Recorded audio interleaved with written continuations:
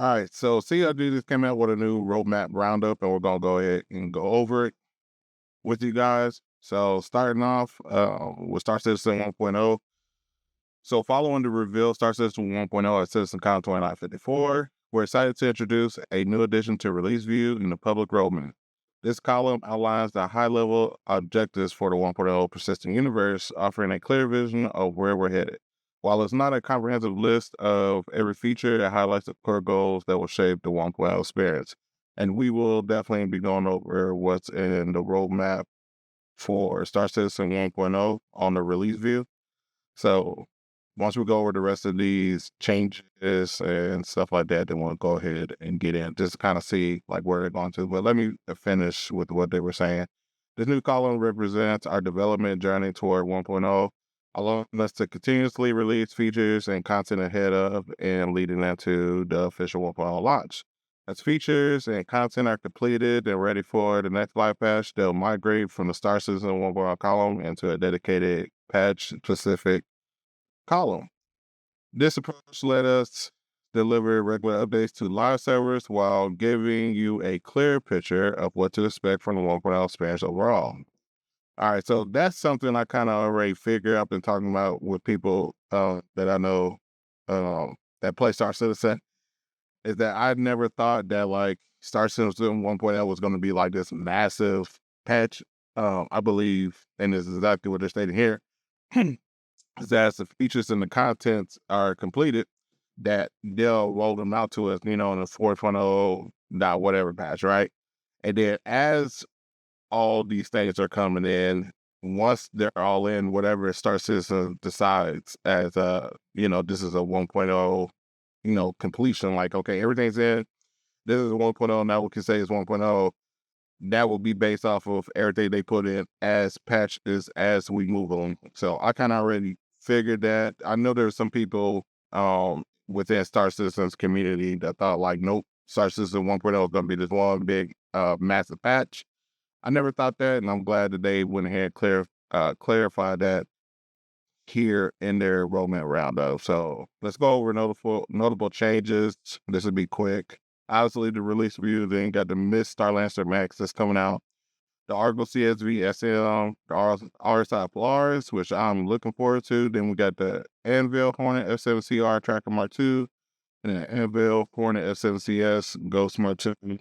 The City Caves and Rock Caves are already in, as well as additional player customizations and multi-tool updates. Those are all in as well.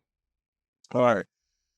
Now, this is the interesting part. I think this is what everybody in the community is kind of upset about right now. So, upon review of the support required for server meshing, pyro, and general stability of 4.0, we made the choice to temporarily remove several deliverables from the 4.0 release to free up necessary engineering bandwidth to prepare for launch.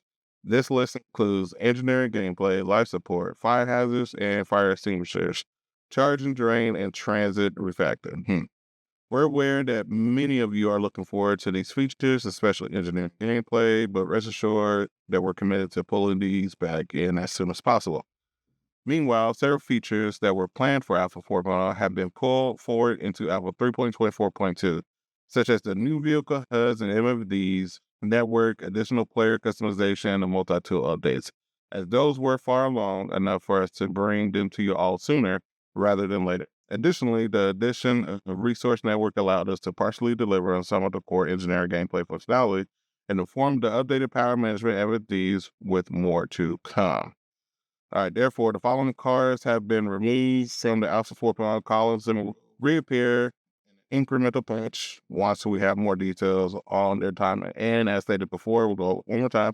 Light support, engineering, fire hazard, fire extinguisher, solar burst, charge and drain, and the transit system refactor. Okay, so, okay, you can look at this as two totally different ways.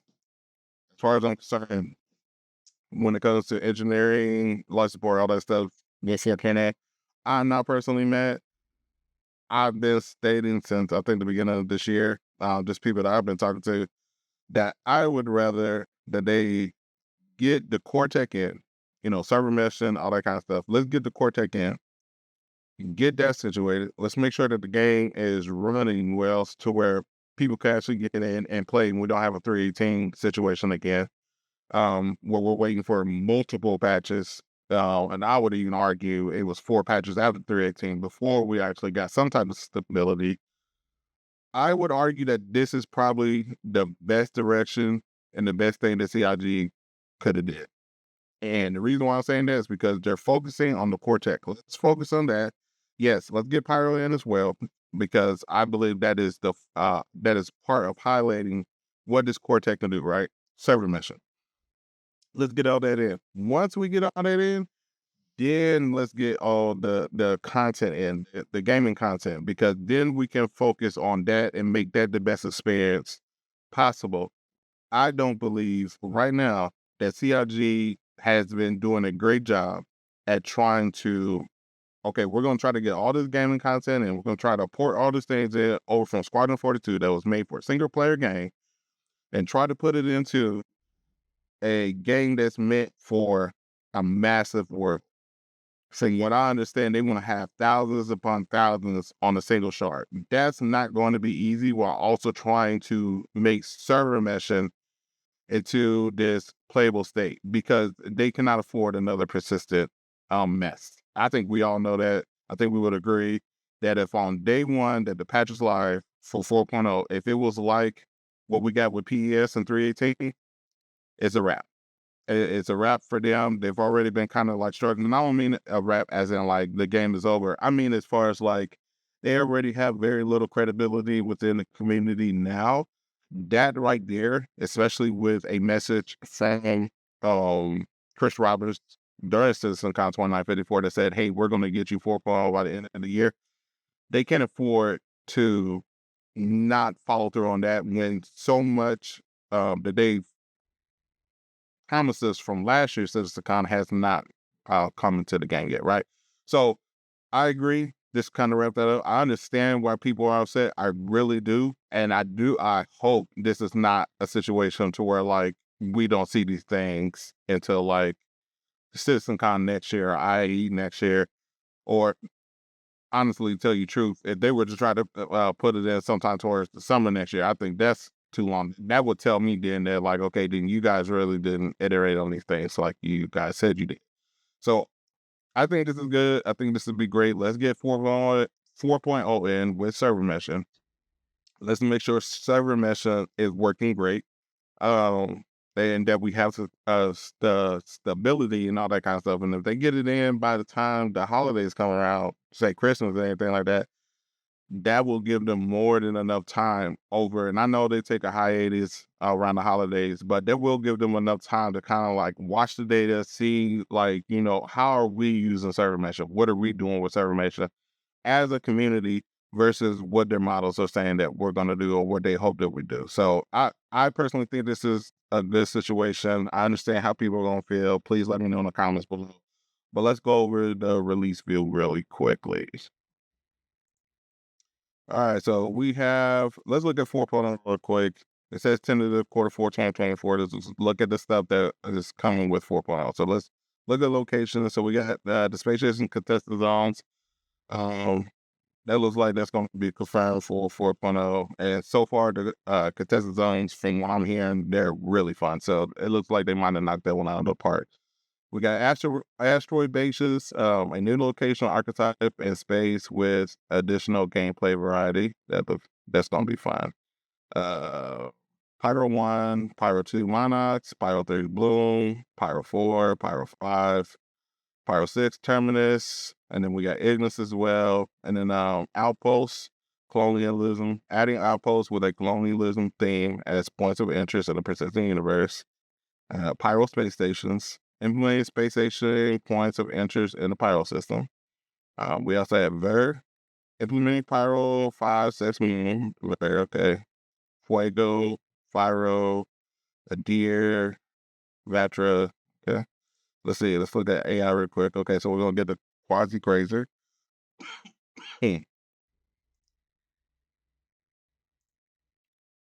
All right, and then gameplay. So we're gonna get new missions, location repair.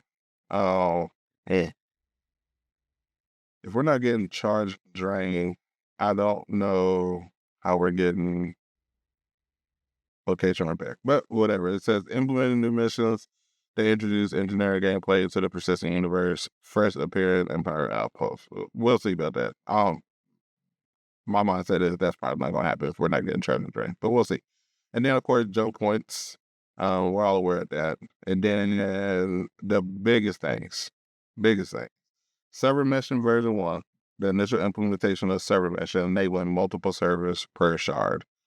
And then, of course, the mission system refactor, reworking the mission system for server meshing capability. That is definitely a must.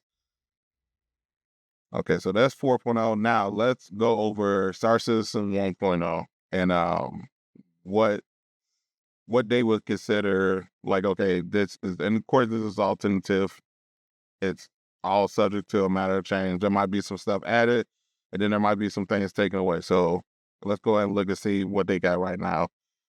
Software, of course, implementing new technology that allows the combination of clothing, armor pieces on characters, further enhancing both player and NPC customizations. Okay. Gameplay. Log security. Implementing an updated system that handles log infractions along with security responses to criminal activity. Okay. Hopefully the AI is working well by that time. Introducing planetary shield tech, which provided some maximum protection for ground locations, including player bases from hostile attacks. Right? Ownership. All right, this is a trick. Implementing a robust ownership system for items, vehicles, and more. Introducing the ability to transfer ownership from both legally and illegally. All right. So piracy, I'm guessing for orgs. So if I have, Polaris and somebody from the org needs to take it out, I could transfer the ownership to them. I'm guessing that's what that might be. But maybe that's more with social features. We'll see. Guild system. Guilds provide rewards and content for different professions to players as they complete contracts and earn reputation. All right. Insurance, taxes, and warranty.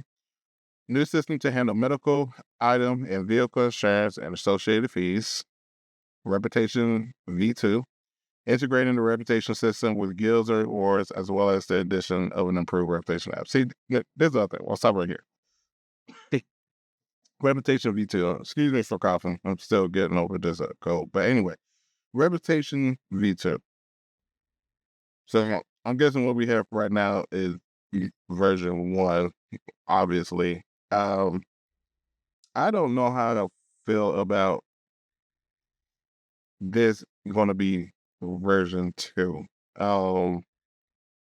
Because in my mind, that means that whatever they're going to iterate on between now and whenever 1.0 comes out, as far as reputation goes, to me, that means that we're probably not going to see a whole lot. It's going to be whatever we have now, and then this is going to be the next version of it. And they'll just implement little pieces here and there. I don't know if I'm satisfied with that. Now, if 1.0 was coming out in the next year or two, and we all know it's not, then I wouldn't have that big of a deal, because I would say, okay, cool, we'll get more iterations on it. Everything will make sense and it'll all play itself out. But because we know how Star Citizen is with their timeline, CLG is with their timelines, this is probably a 4-5 year thing out, and that's just saying it conservatively. Honestly being optimistic. And this is going to be obviously this is going to be the next version, and I'm not satisfied with that. That doesn't make any sense to me. They need to relook at that. And maybe internally I just don't know the timeline that they're looking at as far as like getting all the stuff in. I don't believe it'll be anytime soon. All right, new player professions. Addition of new player professions to the persistent universe. Okay, it's vague. Death of a spaceman. Introducing permadeath and associated consequences to Star Citizen. We all know that. AI blades. A new vehicle component enabling to autonomous operation of various aspects of vehicles, such as turrets. Okay. Player space stations. Implementing the ability to build homes among the stars with the introduction of player-made space bases. crafting and community ability for players to craft various items using resources from throughout the persistent universe. Okay, base building, implementing player construct planetary bases, player-to-player trading, implementing the ability for players to set up their own shops and sell wares to other players. So, s- speaking on that, I'm kind of curious what CIG considers different as far as player to player trading, and then me being able to share my items or ships or stuff like that with people. I want to see what does that system look like. There's a few systems in different MMOs and games that are really good. Eve is one of them. Can't think of another one right now off the top of my head, but Eve is the one I can think of most closely right now. I don't know if I don't know what CID's plans or how they're going to show a difference in that. I know it says here shops and you sell your wares and stuff like that, but what would be the difference? That's kind of what I need to see how they're going to differentiate. Player organizations, something I'm really heavily invested in, implementing the ability to create and fully manage player organizations, including a dedicated multi-class app, social multi-class app, creation of a new multi-class app to manage friends and contacts, as well as the ability to easily find and create groups. Citizenship.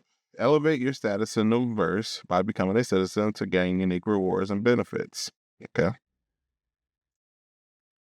All right. Core tech. So global illumination. Implementing global illumination, providing further visual improvements to the lighting of both interior and exterior spaces. And then Star Audio, a new suite of tools and tech aimed at improving the quality and fidelity of sound in Star Citizen. Star Sim, a back-end system and tool simulating the state of the universe and economy and dynamically responds to players' actions. Then content instancing, implementing new technology that allows both existing and new content to be instanced for more crafted group play and experiences. And dynamic server meshing, implementation of dynamic scaling and server reassignment for server meshing, allowing for MMO scale player counts.